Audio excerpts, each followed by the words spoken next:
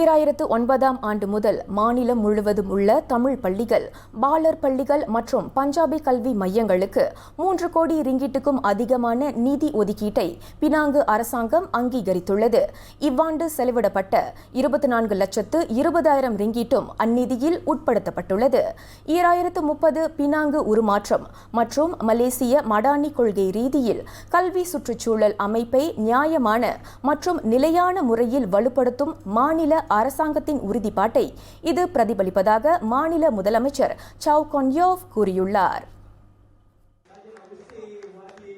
மொத்த நிதியிலிருந்து பெற்றோர் ஆசிரியர் சங்கம் PIBG வழி தமிழ் பள்ளிகளுக்கு 17,80,000 ரிங்கீட், தமிழ் பள்ளிகளின் 14 பாலர் பள்ளிகளுக்கு 2,68,100 ரிங்கீட் மற்றும் 3 பஞ்சாபி கல்வி மையங்களுக்கு தலா 40,000 ரிங்கீட் என மொத்தம் 1,20,000 ரிங்கீட் வழங்கப்பட்டதாக சவ் கூறினார். Tiap-tiap tahun kita perlu mengekalkan sekiranya tidak tambah, mengekalkan, tak boleh kurangkan. Itu prinsip yang kita perlu gunakan dan bagi saluran bantuan kepada sekolah-sekolah Tamil, saya rasa jumlah ini kekal lah, tak dikurangkan.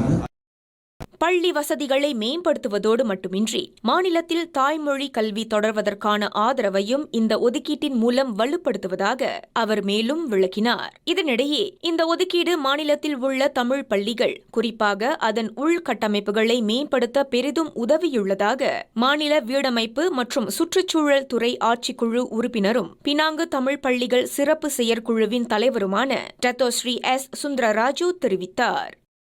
இது என்ன பண்றோம்னாக்க வருஷம் இந்த பணத்தை பணமா பள்ளிகளுக்கு கொடுக்காமல் பள்ளிகளுக்கு தேவைப்பட்ட பொருட்கள், அதாவது இன்ஃப்ராஸ்ட்ரக்சர் இம்ப்ரூவ்மெண்ட், இதுதான் நாங்கள் செஞ்சுக்கிட்டு வரோம். பணமா கொடுக்கறது கிடையாது.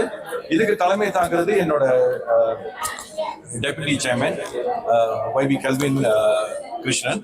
இவரு தான் எல்லா பள்ளிகளையும் காலாலே நடந்து போய் அசஸ்மெண்ட் பண்ணி எந்தெந்த பள்ளிகளுக்கு என்னென்ன செய்யணும், எவ்வளவு செய்யணும் முடிவு பண்றது அவரு தான். அதோடு கட்டாயம் உதவி தேவைப்படும் பள்ளிகளுக்கு இந்நிதி முறையே சென்றடைய வேண்டும் என்பதை கருத்தில் கொண்டு முன்னெடுக்கப்பட்ட இம்முயற்சி மன நிறைவளிக்கும் வகையில் முடிந்ததாக பகாண்டாலாம் சட்டமன்ற உறுப்பினர் குமரன் கிருஷ்ணன் தெரிவித்தார். அதனால ரொம்ப அதை டிஸ்கஸ் பண்ணி ரைட்டா பிளான் பண்ணி இன்னைக்கு அந்த நிதி உதவியை நம்ம எல்லா 28 தமிழ் ஸ்கூலுக்கும் முதலமைச்சர் மூலியமா கொடுத்துட்டோம். ஸோ வருகின்ற வருஷத்துக்கு நம்ம இதுக்கு முந்தைய ஒரு ப்ரீஃபிங் கொடுத்துருந்தோம். ஃபார்முலா கொஞ்சம் மாற்றிருக்கோம். இந்த வருஷம் 11ஆம் மாசமே ஆரம்பிச்சிருவோம் அந்த இனிஷியேட்டிவை. ஸோ அடுத்த வருஷம் ஸ்டேட்லேருந்து ஃபண்ட் போடுறப்ப ஜனவரி பிப்ரவரி வந்தோடனே நம்ம அதை டிஸ்பர்ஸ் பண்ணி ஆரம்பத்திலேயே அவங்க ஸ்கூல் ப்ரோக்ராம் எல்லாம் இது பண்ற மாதிரி பேசியிருந்தோம். நேற்று பினாங்கு கொம்தாரில் 28 தமிழ் பள்ளிகளுக்கும் பஞ்சாபி கல்வி மையங்களுக்கும் காசோலை வழங்கும் நிகழ்ச்சியில் கலந்து கொண்ட பின்னர் செய்தியாளர்களிடம் அவர்கள் அத்தகவல்களை பகிர்ந்து கொண்டனர்.